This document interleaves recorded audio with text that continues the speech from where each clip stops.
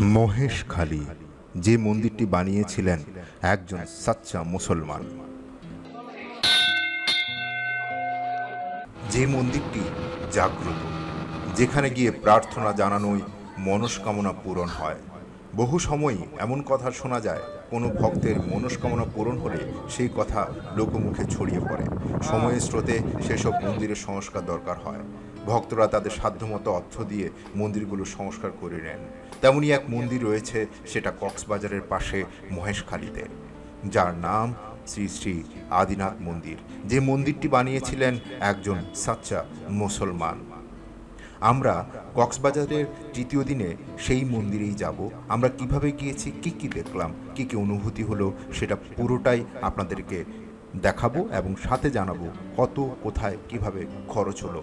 কক্সবাজার থেকে মহেশখালী যেতে হলে আমরা টমটম ভাড়া নিই। সকাল 11টা বাজে রওনা দিই এবং টমটম ভাড়া ছিল 150 টাকা, এবং মহেশখালীর যে জেটিতে আছে সেটা কক্সবাজার 6 নম্বর জেটিতে পৌঁছাই।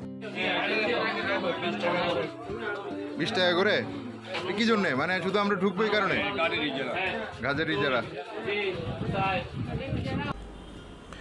এই জেটিতে তারা 20 টাকা করে ইজারাদার নেয় আর কি। তো আমাদের আসলে দুজন 40 টাকা দিতে হয়েছে শুধুমাত্র ওই গেটে প্রবেশ করে আমাদের স্পিডবোট নেয়ার জন্য। তো সেখানে দুই ধরনের ঘাট আছে। একটা ঘাট হচ্ছে মহেশখালী প্রধান ঘাট, আর একটা হচ্ছে আদিনাথ মন্দির ঘাট। তো আমরা দুই ঘাটেই যেতে পারি, স্টিমারের মাধ্যমে অথবা আমাদের স্পিডবোটের মাধ্যমে। স্টিমারের মাধ্যমে নিলে টাকা কম লাগে, কিন্তু সময় লাগে অনেক বেশি। আর স্পিডবোটের মাধ্যমে গেলে লাগে হচ্ছে 120 টাকার মতো। 120 টাকাকে 130 টাকা এরকম আমাদের থেকে 120 টাকা নিয়েছিল। সেটা অনুযায়ী আমরা রওনা দিব স্পিডবোটে আদিনাথ মন্দিরের জেটিতে। তো সেক্ষেত্রে প্রচণ্ড রোদ ছিল। রোদ থাকা অবস্থায় চারদিকে তাকাচ্ছিলাম, আসলে অসংখ্য যে জাহাজের জঞ্জাট এখানে পড়ে আছে, স্পিডবোটের জঞ্জাট এখানে পড়ে আছে, তারপরে এক ধরনের শান্ততা, মানে শান্ত বা স্নিগ্ধতা কাজ করছিল আর কি। তো আমরা স্পিডবোট ভাড়া করে, স্পিডবোটে উঠতে একটু কষ্ট হয়, কিন্তু ভাড়া করার পরে এক স্পিডবোটে হচ্ছে 9 জনের মতো যাওয়া যেতে পারে। তো আমরা 9 জন উঠলাম। ওঠার পরে 15 থেকে 20 মিনিটের মধ্যে আমাদেরকে পৌঁছে দিল হচ্ছে মহেশখালীতে। একটুখানি ওয়েট করতে হয়। তো এর মধ্যে আমরা আশেপাশে জিনিসগুলো দেখছিলাম আর কি। ঘাটটা আসলে একেবারে ঘিঞ্জি হয়ে আছে, বাট দেখতে অনেকটা বলা যায় পুরনো আমলের কোনো এক আদি একটা ঘাট। আমাদের স্পিডবোট ছেড়ে দিল, রওনা দিল মহেশখালীর উদ্দেশ্যে। আমরা এই স্পিডবোটে থাকবো 20 মিনিটের মতো।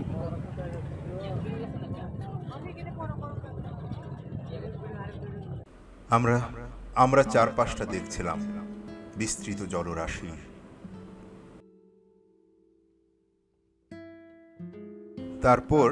তারপর আমরা পৌঁছে গেলাম আদিনাথ ঘাটে 20 মিনিটের মধ্যে।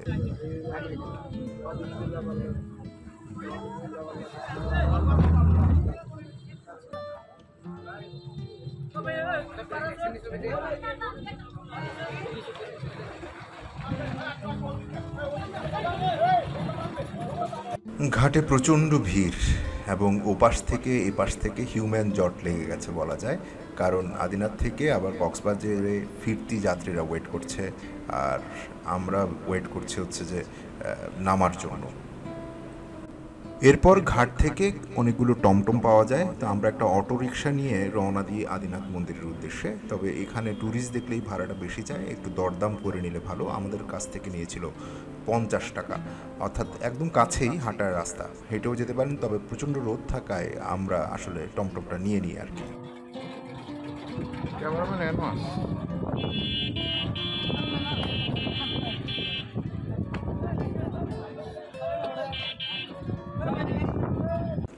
মহেশখালীতে নেমে যেটা মনে হলো সেটা হচ্ছে এটা একটা সুন্দরবনের মতো। পাশে হচ্ছে কেওড়া বন। আপনার কাছে মনে হবে আপনি এক টুকরো সুন্দরবনে এসে পৌঁছেছেন। আমরা এই কেওড়া বন দেখতে দেখতে মন্দিরের উদ্দেশ্যে চলে যাই।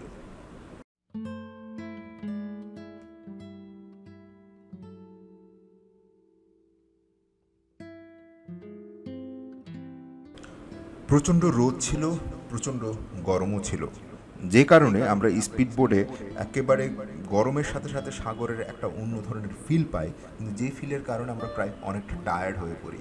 মন্দিরের একেবারে গোড়ায় যখন টমটম আমাদেরকে নামিয়ে দিল, সেখানে আমরা পাশে দেখি কিছু ডাবের দোকান এবং কয়েকটা দোকান ছড়িয়ে ছিটিয়ে আছে, কিন্তু সেখানে প্রচণ্ড দাম জিনিসপত্রের, কারণ মানুষের তুলনায় দোকানের পরিমাণ কম।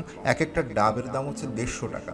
আমরা মহেশখালীতে 150 টাকা দিয়ে ডাব খাবো, যেখানে ঢাকা শহরে 120 টাকা 100 টাকায় পাওয়া যায়, কিন্তু সেখানে অনেক দাম বেশি। তো আমরা দুজনে দুটো ডাব খেয়ে কিছুক্ষণ বিশ্রাম নিয়ে আমরা উপরের দিকে উঠতে থাকি, যেটাকে মৈনাক পর্বত বলা হচ্ছে। কক্সবাজার জেলার মহেশখালী উপজেলার গোরখঘাটা ইউনিয়নের ঠাকুরতলা গ্রামে এই মন্দিরটি অবস্থিত, যা সমুদ্র সমতল থেকে প্রায় 85.3 মিটার উঁচুতে। এই মন্দিরকে মহেশখালী আদিনাথ মন্দির বলা হয়। এই মন্দিরটি মৈনাক পাহাড়ের চূড়ায় নির্মিত, যা সমতল থেকে 69টি সিঁড়ি ভেঙে উঠতে হয়। আমরা এই 69টি সিঁড়ি বেয়ে উঠলাম। আদিনাথের অপর নাম হচ্ছে মহেশ। এই মহেশের নাম অনুসারে মহেশখালী। আদিনাথ মন্দির বাংলাদেশের বিখ্যাত অন্যতম হিন্দু মন্দির এবং খুব মিস্টেরিয়াস একটা মন্দির। অনেক ইতিহাস এটার সাথে জড়িত। এটি বাংলাদেশের উপকূল শহর কক্সবাজার থেকে 12 কিলোমিটার দূরের দ্বীপ মহেশখালীতে অবস্থিত। হিন্দু সম্প্রদায়ের দেবতা দেবাদিদেব মহাদেবের নামানুসারে এই মন্দির প্রতিষ্ঠিত হওয়ায় মন্দিরটি শিব মন্দির নামেও বহুল প্রচলিত। শ্রী শ্রী আদিনাথের আবিষ্কার সম্পর্কে স্থানীয়ভাবে একটি জনশ্রুতি রয়েছে। এলাকাবাসীর মতানুসারে এই তীর্থ আবিষ্কৃত এবং মর্যাদা পায় নূর মোহাম্মদ শিকদার নামক একজন সচ্চর মুসলিম ধর্মাবলম্বীর মাধ্যমে। তিনি লক্ষ্য করেন তার একটি গাভী হঠাৎ দুগ্ধদান বন্ধ করে। এই ঘটনায় তিনি রাখালের উপর সন্দিহান হন। রাখাল বিষয়টি কারণ অনুসন্ধানে রাত্রিবেলায় গোয়াল ঘরে গাভীটিকে পাহারা দেওয়ার ব্যবস্থা করে দেখতে পায় গাভীটি গোয়াল ঘর হতে বের হয়ে একটি কালো পাথরের উপর দাঁড়ায় এবং গাভীর স্তন হতে আপনা আপনি ওই পাথরে দুধ পড়তে থাকে। দুধ পড়া শেষ হলে গাভীটি পুনরায় গোয়াল ঘরে চলে যায়। রাখাল বিষয়টি নূর মোহাম্মদ শিকদারকে জানালে তিনি গুরুত্ব না দিয়ে গাভীটি বড় মহেশখালী নামক স্থানে সরিয়ে রাখেন। একদিন শিকদার স্বপ্নাদেশ পান, গাভীটিকে সরিয়ে রাখলেও তার দুধ দেয়া বন্ধ হবে না, বরং সেখানে তাকে একটি মন্দির নির্মাণ ও হিন্দু জমিদারদের পুজোদানের বিষয়ে বলতে হবে। স্বপ্নানুসারে শিকদার সেখানে একটি মন্দির নির্মাণ করেন। মন্দিরের প্রধান পুরোহিতের মতানুসারে আদিনাথ মন্দিরেই একমাত্র মন্দির যা মুসলিম ধর্মাবলম্বী কর্তৃক প্রতিষ্ঠিত। মৈনাক শিখরে আদিনাথ মন্দিরের পাশে অষ্টভুজারূপী দেবী দুর্গার একটি মন্দির রয়েছে। জনশ্রুতি রয়েছে নূর মোহাম্মদ শিকদারি অষ্টভুজাকে সুদূর নেপাল থেকে এখানে এনে প্রতিষ্ঠিত করার স্বপ্নাদেশ পান। পরবর্তীকালে নাগা সন্ন্যাসী নামক একজন সাধক 1612 সালে নেপালের স্টেট মন্দির থেকে অষ্টাভুজাকে চুরি করে আনার সময় ধরা পড়ে জেলবন্দি ও বিচারের সম্মুখীন হন। বিচারের পূর্বরাত্রিতে সন্ন্যাসী যোগমায়া বলে মহাদেবের কৃপা সান্নিধ্য লাভ করেন। মহাদেব অভয়বাণী প্রদান করেন এবং বিচারকের প্রশ্নের প্রেক্ষিতে ইচ্ছা মোতাবেক উত্তর দিতে বলেন। পরের দিন বিচারকালে বিচারক প্রথমে নেপাল রাজা এর নিকট মূর্তির রং জানতে চাইলে রাজা কোষ্ঠী পাথরের মূর্তির কালো রং বলে বর্ণনা দেন। একই প্রশ্ন সন্ন্যাসীকে করা হলে তিনি মূর্তির রং সাদা বলেন। পরবর্তীতে মূর্তি সকলের সম্মুখে উন্মোচন করে সাদা দেখা যায় এবং সন্ন্যাসীর পক্ষে রায় ঘোষণা করা হয়। রাজা প্রকৃত ঘটনা জানতে উদ্গ্রীব হলে সন্ন্যাসী তাকে বিস্তারিত বলেন।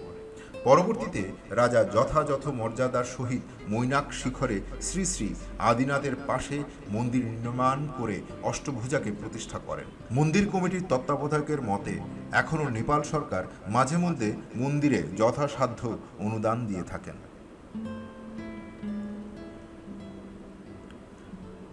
এখানে প্রতিদিনই নিয়ম মোতাবেক আদিনাথ, অষ্টভুজা, ভৈরব ও রাধা গোবিন্দ এর মন্দির একই সময়ে পূজা অর্চনা করা হয়ে থাকে। এছাড়া প্রতি বছর ফাল্গুনের শিব চতুর্দশী তিথিতে পূজা অর্চনা ও পক্ষকালব্যাপী মেলা হয়। এ সময় পুণ্য সঞ্চয় ও মনস্কামনা পূর্ণার্থে উপমহাদেশের বিভিন্ন স্থান হতে আগত তীর্থযাত্রীদের পদচারণায় মন্দির প্রাঙ্গণ মুখরিত থাকে।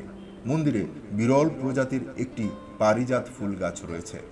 ভক্তগণ প্রতিনিয়ত মনস্কামনা পূরণার্থে মানত করে গাছে সুতা বেঁধে রেখে যান এবং কামনা পূর্ণ হলে সুতা খুলে পূজা পার্বণ করেন। মূল মন্দিরের পেছনের দিকে দুটি পুকুর রয়েছে। সমুদ্র পৃষ্ঠ হতে প্রায় 280 ফুট উচ্চতায় পুকুর দুটির অবস্থান হলেও এর জল কখনো শুকায় না। জনশ্রুতি রয়েছে দুটি পুকুরের মধ্যে একটিতে স্নান করলে সকল রোগ দূর হয়। তাছাড়াও এখানে ভক্তদের জন্য বিশ্রামের জায়গাও রয়েছে। মন্দির তত্ত্বাবধায়ক কমিটি কর্তৃক প্রকাশিত বুকলেট হতে জানা যায়, নবাব আলীবর্দী খান দেওয়ান ব্রজ কিশোরাল কানুনগোর প্রতিনিধি দেওয়ান কালীচরণের 9 বছরের কিশোর শরৎচন্দ্রকে সঙ্গে নিয়ে এই দ্বীপে আসেন এবং দ্বীপটি ক্রয় করেন।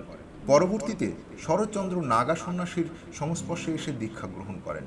তিনি তার জমিদারির সকল সম্পত্তি 1876 সালে শ্রী শ্রী আদিনাথ মন্দিরের নামে দেবত্ব সম্পত্তি হিসেবে উইল করে দেন। আদিনাথ দ্বৈত ব্যবস্থাপনায় পুরী অ্যাক্ট অনুযায়ী মহন্ত শাসনে ছিল। পরবর্তীতে মহন্তদের বিরুদ্ধে অভিযোগ উঠলে 1911 সাল হতে এর ব্যবস্থাপনা সীতাকুণ্ড শ্রাইন কমিটির অধীনে ন্যস্ত। ইনি হচ্ছেন নাগা সন্ন্যাসী।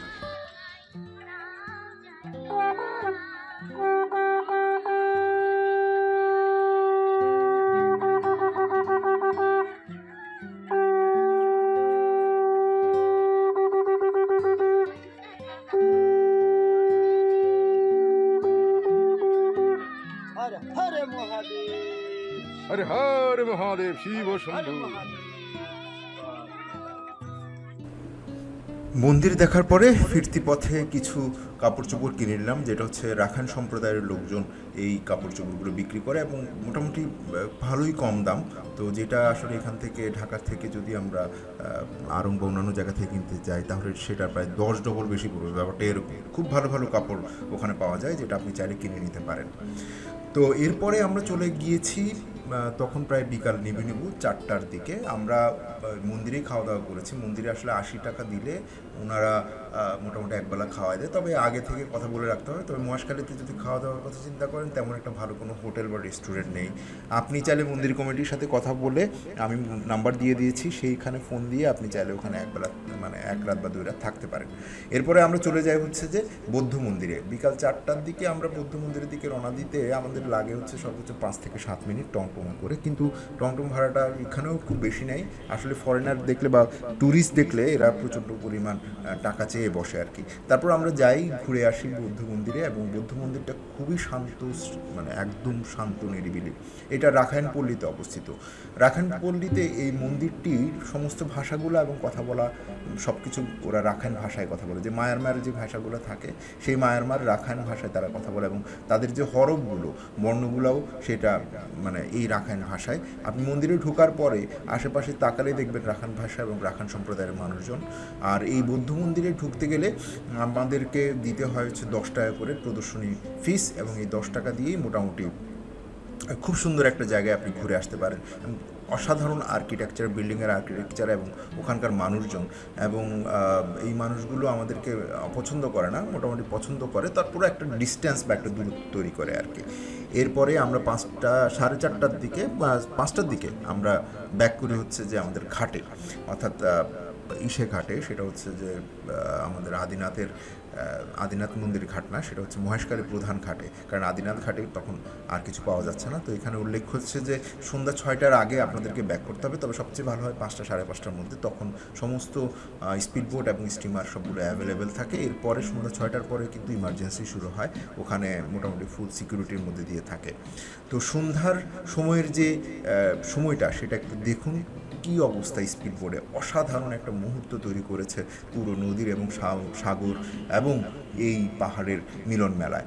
আমরা সূর্যকে আলিঙ্গন করতে করতে আমরা ব্যাক করি কক্সবাজারের দিকে।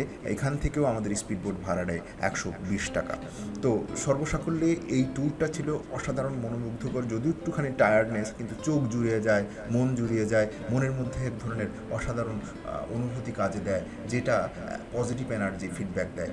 যেটা যেই ধর্মের হন না কেন, আপনি আদিনাথ মন্দির এবং কক্সবাজারের মহেশখালী থেকে ঘুরে আসুন, দেখবেন এক ধরনের প্রশান্তি আপনার মধ্যে কাজ করছে। ভালো থাকবেন, সুস্থ থাকবেন। কেমন লাগলো অবশ্যই জানাবেন।